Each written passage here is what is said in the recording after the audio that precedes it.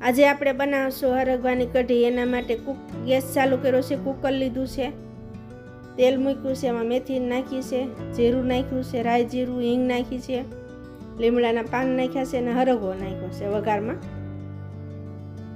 2 city વગાડવાની છે હરગવાને. આ રીતે મીઠું નાખવાનું છે, હળદર નાખવાની છે,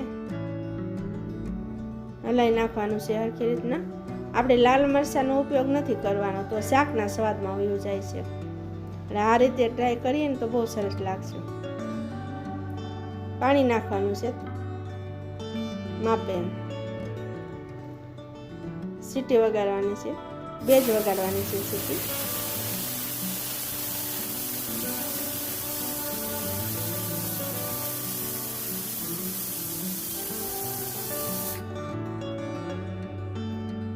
તૈયાર છે હરગવો. એકદમ ચૂંદાઈ ન જાય કઢીમાં. છાશ નાખવાની છે 1 લોટામાં. લોટ નાખવાનો છે ચણાનો.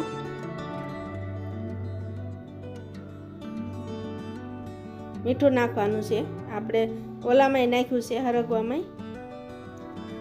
હળદર નાખવાની છે, ધાણા જીરું નાખવાનું છે. મિક્સ કરી દેવાનું છે એકદમ.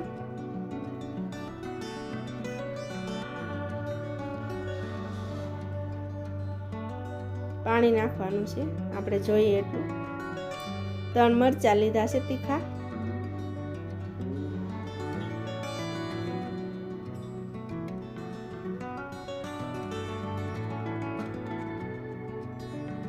આદુનો ટુકડો લીધો છે.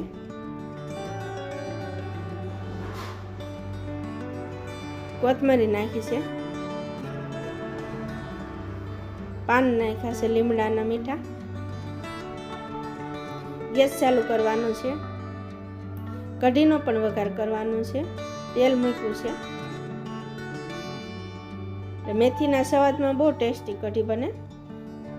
મેથી, રાઈ જીરું, હિંગ અને આ તૈયાર કરેલું છાશ. આપણે વઘાર કરીને થોડી વાર માટે ઢાંકી દેશું તો ખુશ્બુ બહુ સારી બેસશે વઘારની.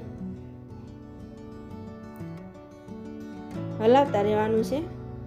લોટ પાકી જાય ને ત્યાં સુધી ઉકાળવાની છે કઢી.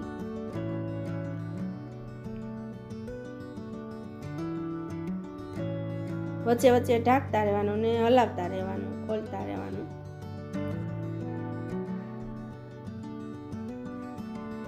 ખાંડ નાખવાની છે.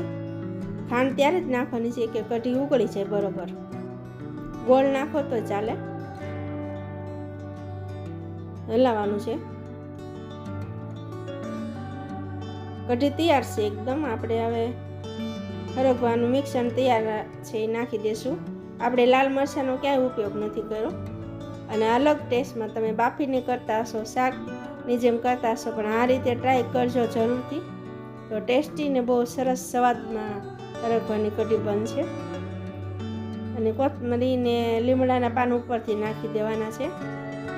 અને પછી થોડી વાર માટે ઢાંકી રાખજો અને એની ખુશ્બુ બહુ સારી બેસી જશે. તો તૈયાર છે આપણી હરગવાની કઢી.